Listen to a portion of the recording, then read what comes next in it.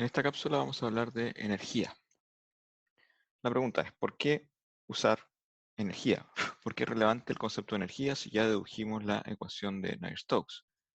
Bueno, en primer lugar es porque se trata de un enfoque macroscópico. En general, Navier-Stokes no se puede resolver.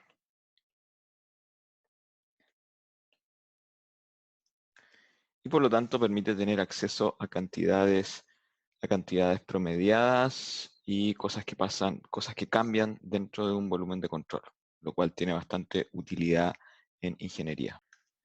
Bueno, partamos formulando de dónde viene la noción de energía y los conceptos que son habituales en energía. Todo parte de la primera ley de la termodinámica, donde identificamos delta U como la variación, el diferencial exacto de energía interna,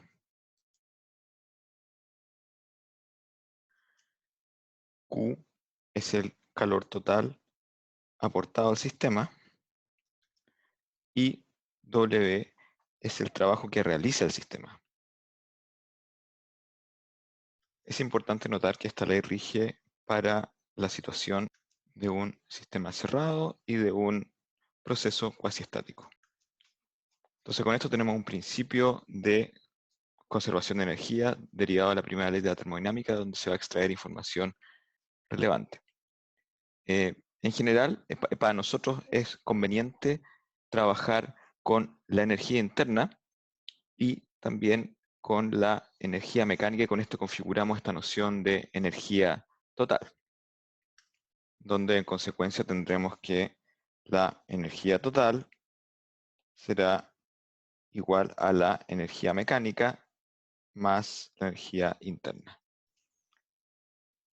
Tenemos entonces que la energía mecánica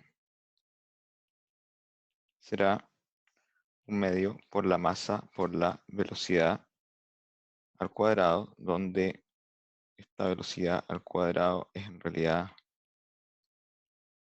el tamaño del vector velocidad al cuadrado. Eso más mgz, la energía potencial. Entonces esto es la masa. Bueno, g es la magnitud de aceleración de gravedad y z es la coordenada con respecto a una referencia. Entonces yo podría poner acá una referencia, un datum, z. Por aquí tengo mi sistema y dentro de ese sistema tengo una coordenada z cualquiera. Y por otro lado, esta energía interna U va a ser igual a U0, una energía de referencia más la variación delta U. Entonces lo que nos interesa en realidad es la energía interna en cualquier punto. Es importante notar que la energía interna es un diferencial exacto, lo que quiere decir que su valor no depende de la trayectoria para llegar del estado 0 al estado 1, sino que depende exclusivamente del punto donde se evalúa. No así el calor total aportado en el sistema, Q gorro, y el trabajo que realiza el sistema, que sí, su valor sí depende de la trayectoria, de cómo se llegó desde el estado 0 hasta el estado 1.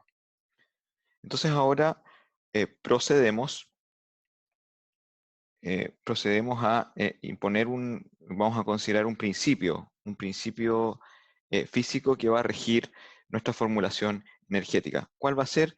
Que la energía total va a ser igual a cero. La variación material de energía total en descripción lagrangiana va a ser igual a cero.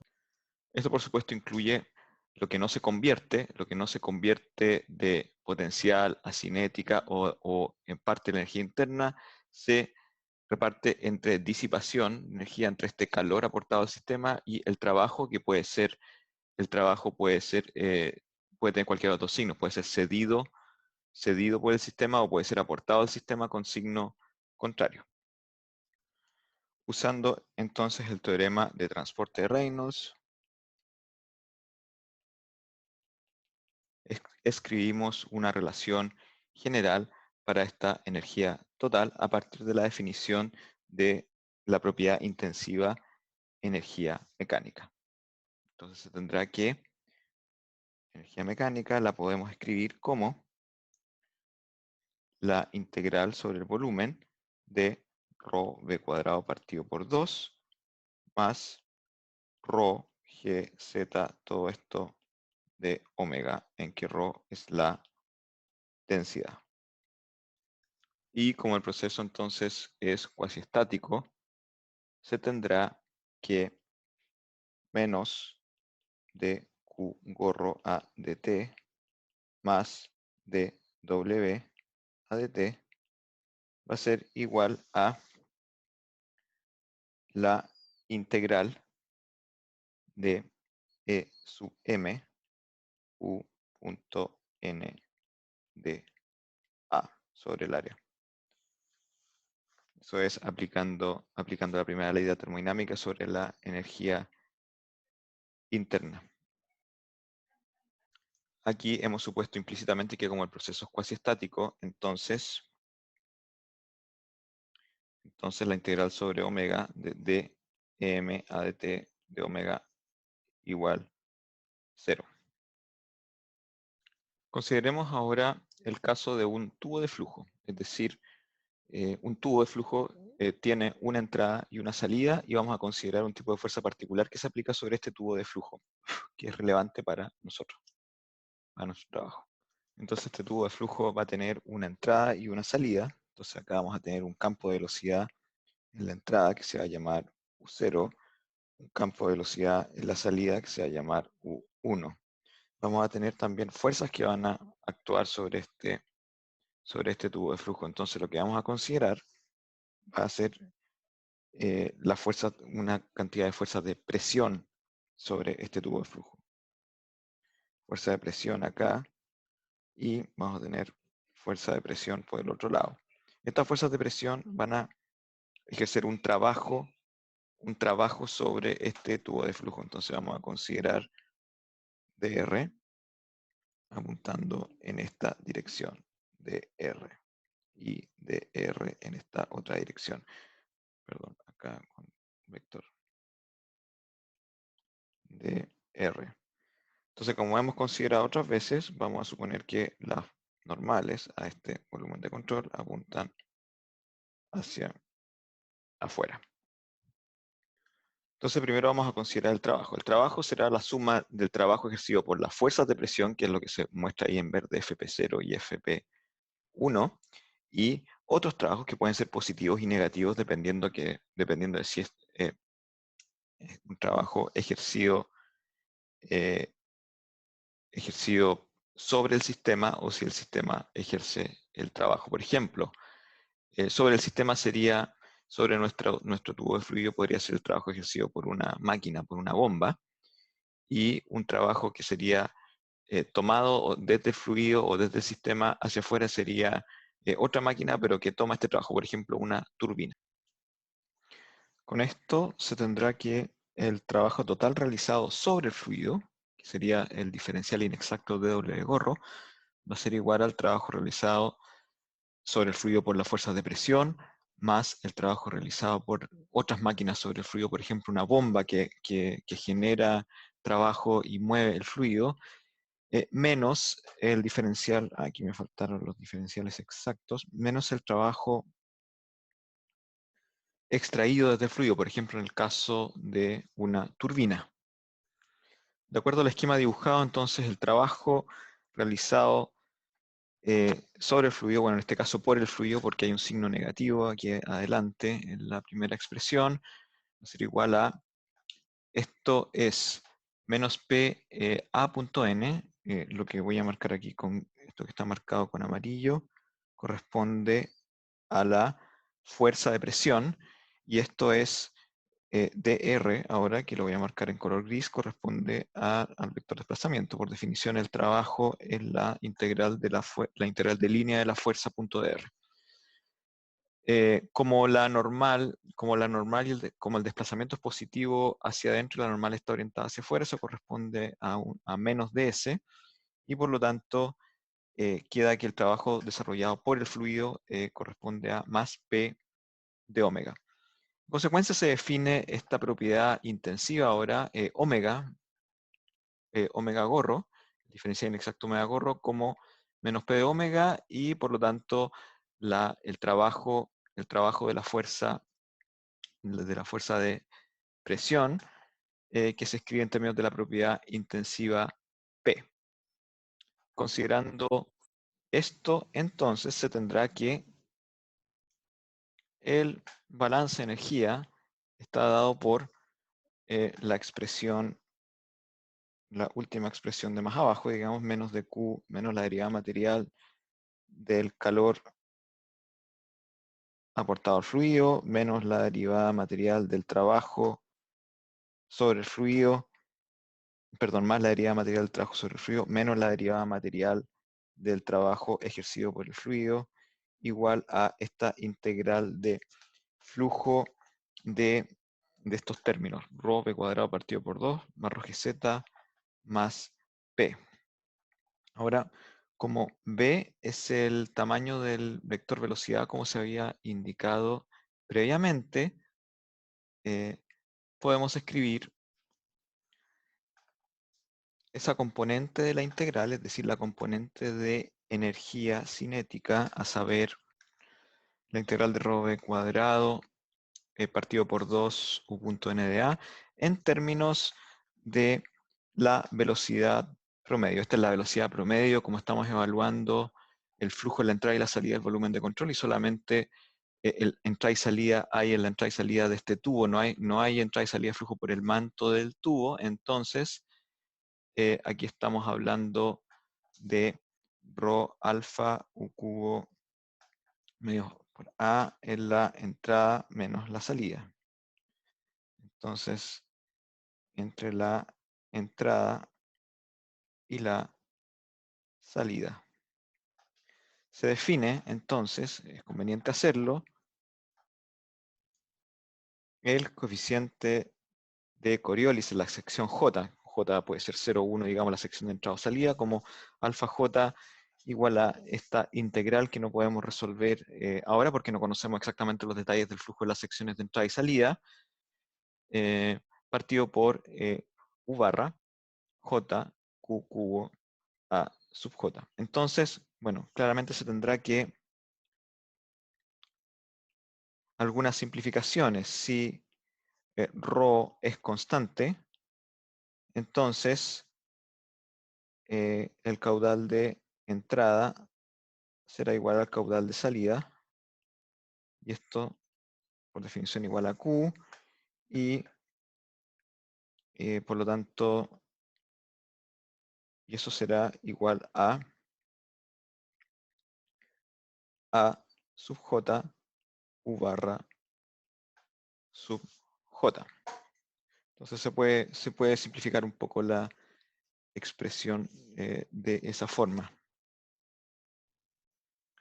Siguiendo este esquema, bueno, antes de eso, este coeficiente de Coriolis, en el caso de un flujo turbulento, aquí no lo mencioné,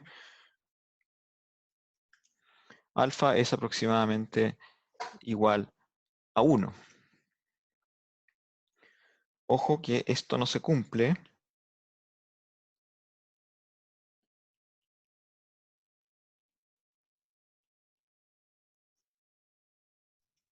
en régimen laminar.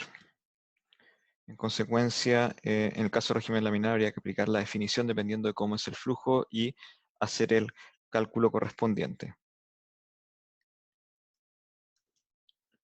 Entonces se propone calcular alfa en un flujo en tubería, bueno, en un flujo laminar en una tubería. Laminar. Análogamente a la definición de alfa, también uno puede definir una altura, un z promedio, una altura promedio en la sección de entrada o salida. Entonces se puede definir como esta integral de a sub j z u punto n de a partido por q, en que q es el caudal, y por lo tanto aquí ya estamos suponiendo que esta densidad es constante. Por otro lado, si estamos hablando de un tubo de flujo que es suficientemente largo, podemos hacer una aproximación de capa límite, donde P es aproximadamente constante en la sección de flujo. Entonces P podría salir de la integral. Reemplazando, entonces se tendrá la expresión que está más abajo. Recordemos que esto es válido, perdón, acá me faltó definir B sub J.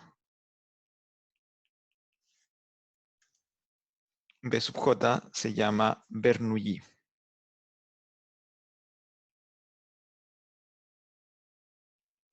Y es una medida de la altura de energía. Si nosotros miramos la dimensión de B sub J, tiene dimensión de longitud.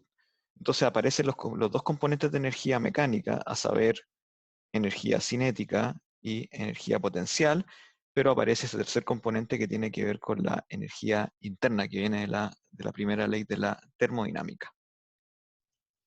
Las condiciones para esto son que, bueno, tiene que haber un tubo de flujo, ¿cierto? Porque hicimos una aproximación de capa límite entre medio, estamos suponiendo una sola entrada o una sola salida. El flujo tiene que ser turbulento, lo que implica aquí que alfa igual 1. Si el flujo no es turbulento, habrá que calcular el valor que corresponde de alfa para poder usar exactamente esta formulación. Y por supuesto, ρ igual constante. Recordemos que esto es el caudal volumétrico. Una consecuencia de esta formulación es que si no hay calor, si no hay aporte de calor del sistema fluido y no hay trabajos externos y el fluido tampoco ejerce trabajo sobre el medio externo, entonces se tendrá que B1 igual B0 o equivalentemente el Bernoulli es igual a una constante. ¿Qué representa esto? Por ejemplo, en el caso de un sistema a Z constante, dejemos por ahora que todo ocurre en la misma altura, por lo tanto no hay cambio en la energía potencial del sistema. Si no hay pérdidas de energía y yo tengo zonas donde aumenta localmente la velocidad, entonces la presión tiene que disminuir para mantener este valor de Bernoulli constante. En el caso de que haya un aporte de trabajo sobre el fluido, por ejemplo, por una bomba, se tendrá que dimensionalmente esta tasa de variación temporal del trabajo de la bomba, que dimensionalmente corresponde a energía partido por tiempo, que es potencia. Y en este punto, por lo tanto, agregamos la potencia de la bomba. En el caso del trabajo ejercido por el fluido, es similar al caso de la bomba, pero se tiene en vez de una bomba una turbina.